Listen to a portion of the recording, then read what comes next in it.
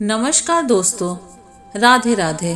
देवी गुंडिचा को महाप्रभु त्रिदेवों की मौसी कहा जाता है, लेकिन वह त्रिदेवों की मौसी कैसे बन गई और उनका बालभद्र देवी सुभद्रा समेत जगन्नाथ जी से क्या संबंध है, यह एक बहुत बड़ा सवाल है। तो आइए अब इसकी कथा सुनाते हैं। जब उत्कल क्षेत्र के राजा इंद्रदुम्न और उनकी पत्नी रानी गुंडिचा ने भगवान नील माधव के लिए मंदिर बनवा लिया, तो अब प्रश्न आया कि मंदिर और देव प्रतिमाओं की प्राण प्रतिष्ठा कैसे हो। प्राण प्रतिष्ठा की रीत के बाद ही मंदिर में पूजन हो सकता था।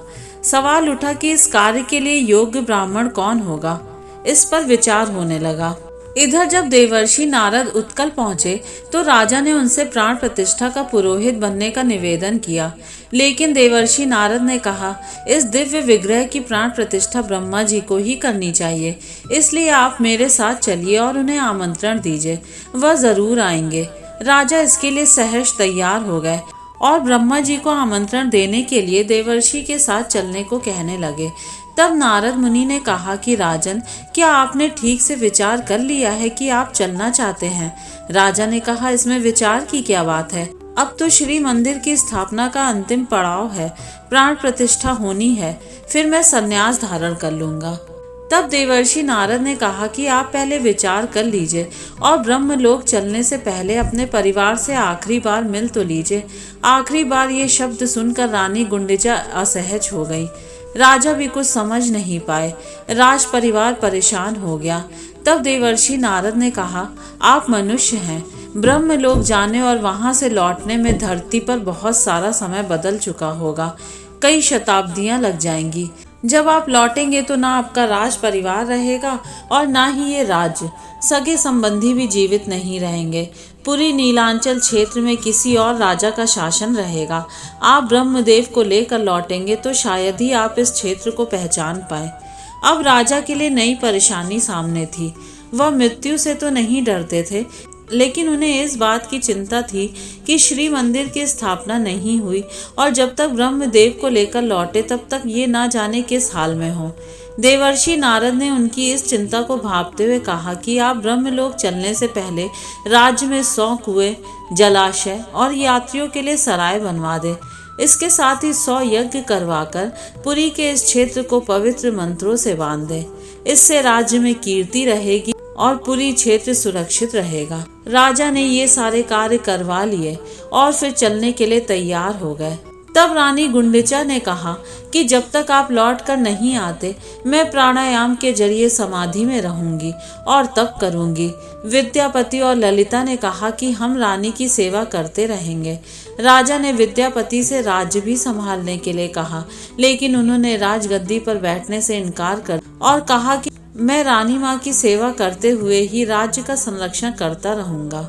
ये सारे प्रबंध करने के बाद राजा देवर्षि नारद के साथ ब्रह्मलोक पहुंचे और ब्रह्मा जी से श्री मंदिर की प्राण प्रतिष्ठा के लिए आग्रह किया। ब्रह्मदेव ने राजा की बात मान ली और उनके साथ उत्कल के श्री क्षेत्र पहुंचे। जब वे सभी वापस धरती पर लौटे तो तब तक कई सदियां बीत चुकी थी। अब पुरी में किसी और का शासन था।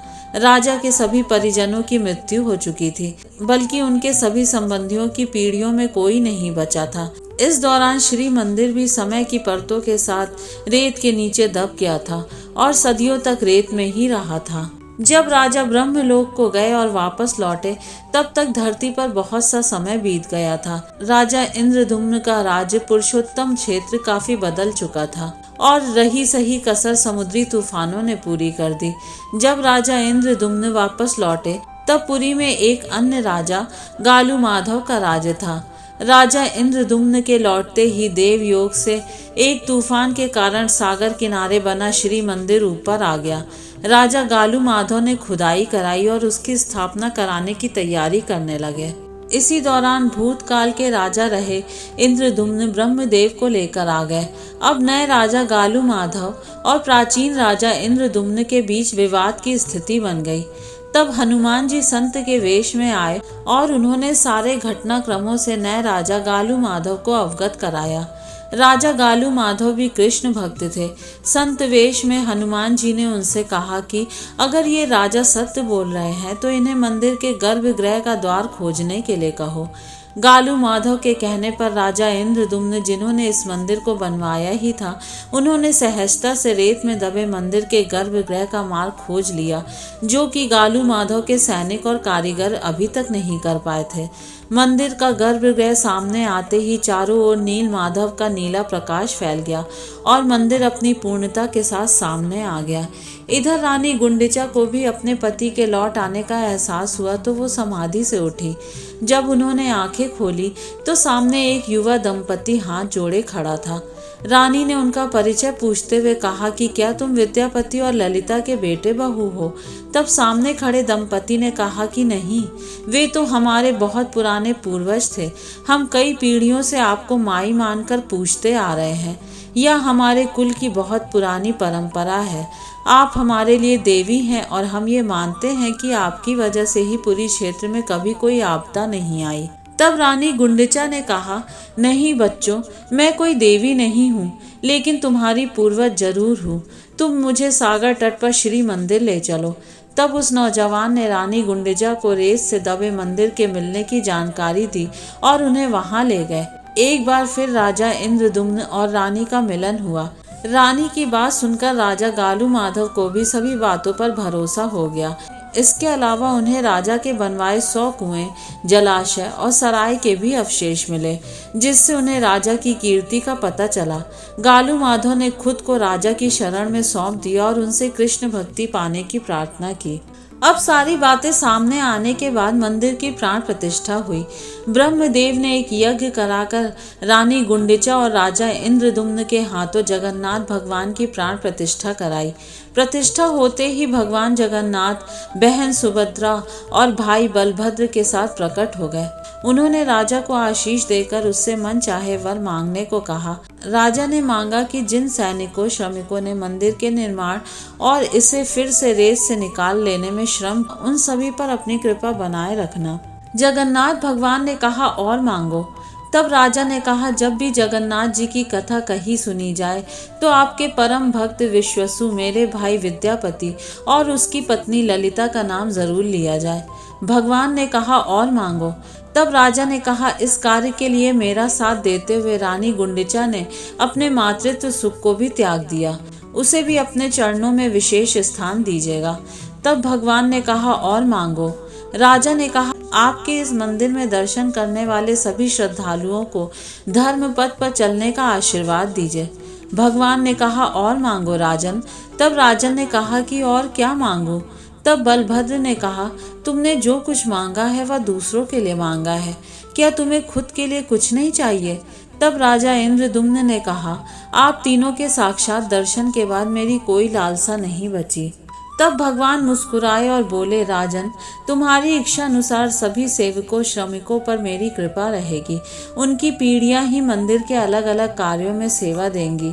विश्वसु, ललिता और विद्यापति के वंशज ही मुख्य पुजारी होंगे। मंदिर से जुड़े कई विधान इन्हीं के द्वारा संपन्न होंगे।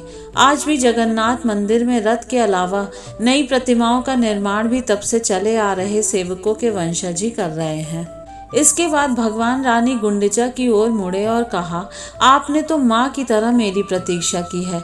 आप मेरी माता के जैसी हैं, माँ जैसी गुंडिचा देवी। इसलिए आज से आप मेरी मौसी गुंडिचा देवी हो गई हैं। मैं वर्ष में एक बार आपसे मिलने जरूर आऊंगा। जिस स्थान पर आपने तपस्या की थी वह स्थान अब मेरी मौसी गुंडिचा का मंदिर होगा। इसे देवी पीठ के तौर पर मान्यता मिलेगी। हम तीनों भाई बहन आपके पास आया करेंगे और संसार इसे रथ यात्रा के तौर पर जानेगा। इसके साथ ही पुरी के हर राजा को रथ यात्रा मार्ग को स्वर झाड़ से बुहारने का सौभाग्य मिलेगा। रथ यात्रा के मार्ग को बुहारने की प्रथा छेरा पहरा कहलाती है। इस तरह भगवान ने राजन, रानी गुंडिचा, विद्यापति और ललिता, विश्वसु और पुरी के तत्कालीन राजा गालू माधव के साथ सभी दर्शन करने वाले श्रद्धालुओं को वरदान दे दिया। इसी के बाद से जगन्नाथपुरी भगवान का घर और धरती पर नारायण का वैकुंठ बन गया।